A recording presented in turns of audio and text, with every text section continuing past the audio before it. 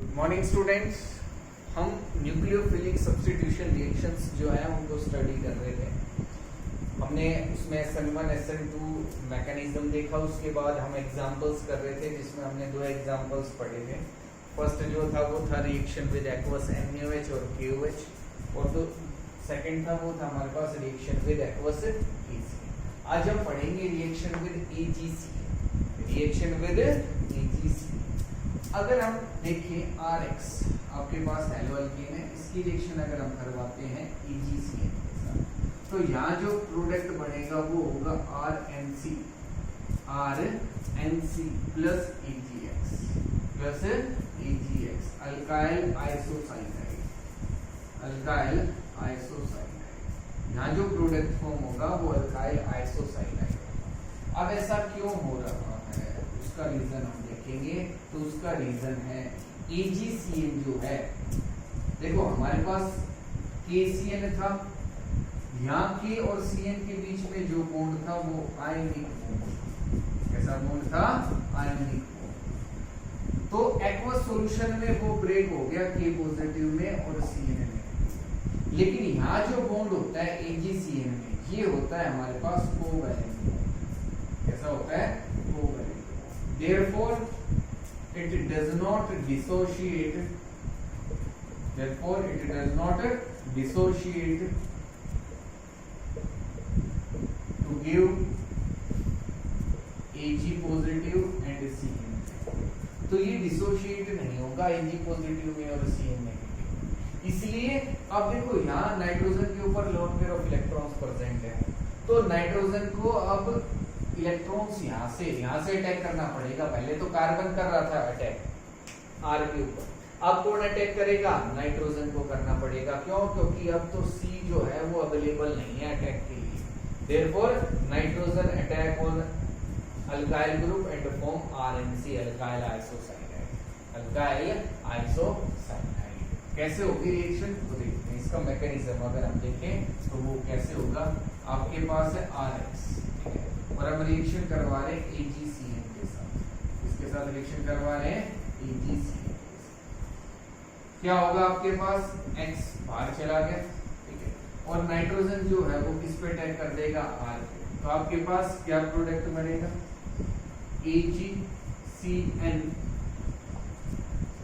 R, और nitrogen पे कैसा चार्ज? Positive charge. कैसा चार्ज आएगा? पॉजिटिव। नेक्स्ट स्टेप में ये इलेक्ट्रॉन्स जो है वो नाइट्रोजन पे शिफ्ट होंगे और आपके पास C डबल बॉन्ड N और R, और अब पॉजिटिव चार्ज किस पे आ जाएगा? कार्बन। इस पे आ जाएगा कार्बन पे। और नेक्स्ट स्टेप में ये जो इलेक्ट्रॉन्स है वो कार्बन पे शिफ्ट हो जाएंगे और आपके पास RNC ये जो है वो फॉर्म होगा। ये इलेक्ट्रॉन्स आएंगे कार्बन पे और कार्बन किसको दे देगा? नाइट्रोजन को। तो यहाँ जो है वो इस तरीके से फॉर्म होगा RNC अल्काइल आइसोसाइनाइड फॉर्म। क्या फॉर्म हो गया? Alkyl isocyanide. तो ये तो हमें बनाना था, तो वो कुछ इस तरीके से होगा। अब फॉर एग्जांपल अगर हमारे पास है CH3CH2 Br और हमने रिएक्शन करवाई AgCl के साथ, तो क्या बनेगा? CH3CH2 NC। CH3CH2 it is ethyl isocyanide. Major product जो है हमको लिखना है। और अगर इसकी रिएक्शन हमने करवा दी KCl के साथ, तो आपके पास क्या प्रोडक्ट बनेगा? CH3CH2 Cl। It is propyl nitride, या हम इसको बोल सकते हैं इथाइल साइनाइड। ठीक है, प्रोपाइल नाइट्राइड या इथाइल साइनाइड, ये हमारे पास जो है वो प्रोडक्ट फॉर्म होगा। ठीक है, ये क्या है आपके पास? इथाइल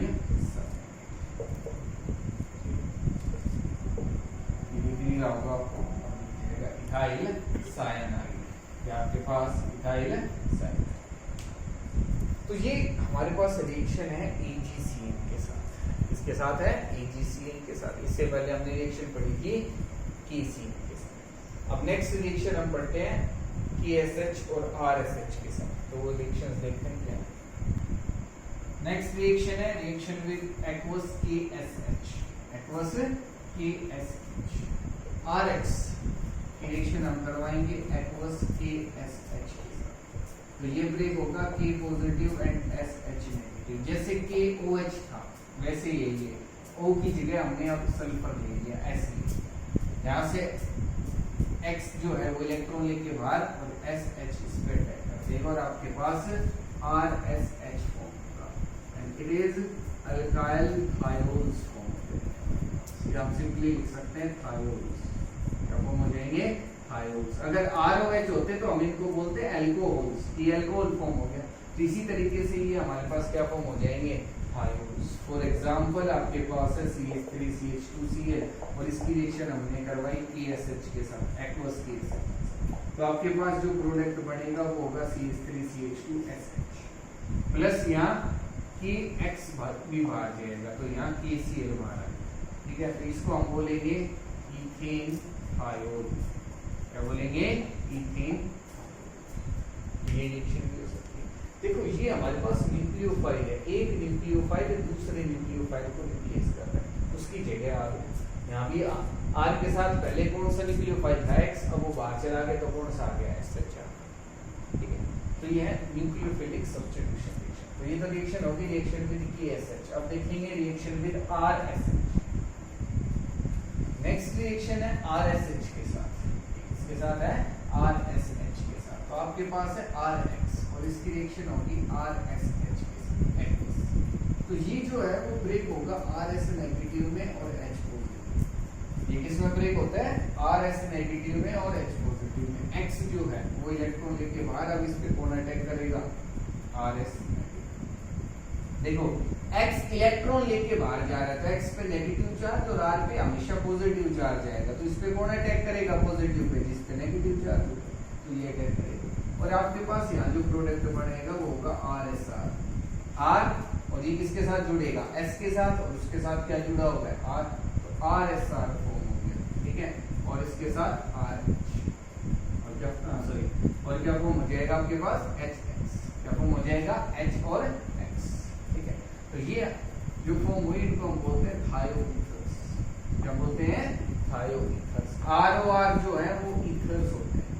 ROR क्या होते हैं? ईथर्स। तो S जो है उसके लिए हम वर्ड यूज करते हैं थायो। तो ये हो गया थायोईथर्स। सल्फर के लिए क्या वर्ड यूज करते हैं?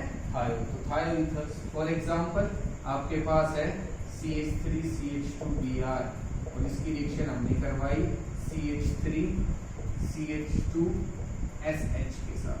ठीक है, तो ये किस में ब्रेक होगा? CH3CH2S negative and H। ऐसा ही हो रहा है। RS तो R तो ये हो गया और S ये है H पॉजिटिव वाला। Br इलेक्ट्रॉन लेके बाहर और ये इस पे तो क्या बनेगा? CH3CH2 और ये CH2 किसके साथ जुड़ेगा? S के साथ, और उसके आगे CH2CH प्लस HBr और ये क्या फॉर्म हो गया? इसको हम बोलेंगे डाइइथाइल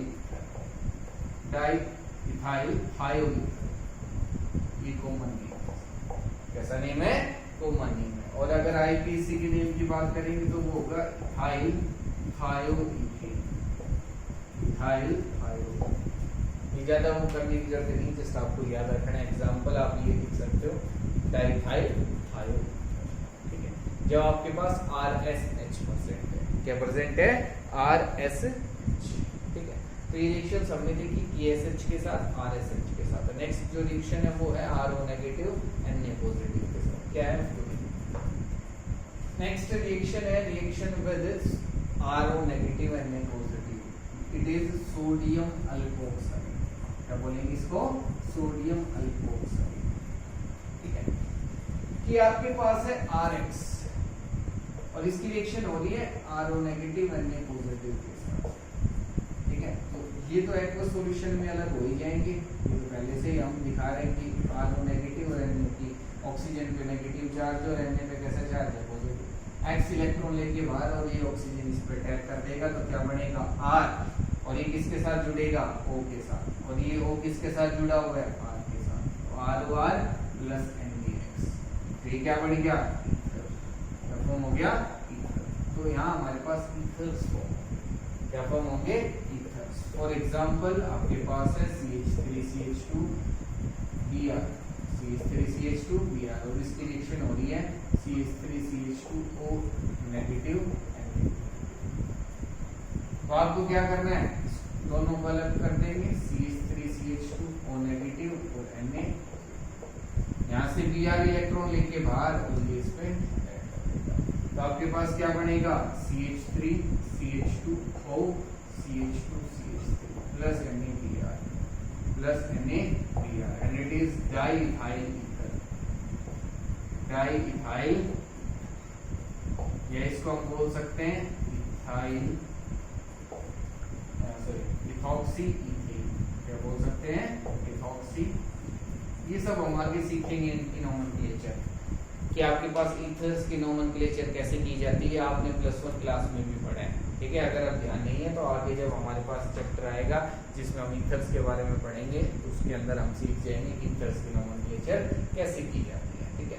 और ये जो रिएक्शन है हमारे पास, इसको हम बोलते हैं Williamson synthesis, Williamson synthesis reaction, Williamson synthesis of ethers, of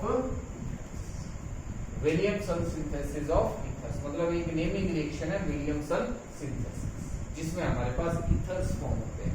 ये रिएक्शन है हेलोअल्केन्स की और सोडियम अल्कोक्साइड, हेलोअल्केन्स की और सोडियम अल्कोक्साइड, ठीक है। अब इस रिएक्शन को एक और तरीके से आप आसानी से कर सकते हो, आपका जो प्रोडक्ट है वो क्या फॉर्म होगा वो आपको पता लगाने के लिए, ठीक है।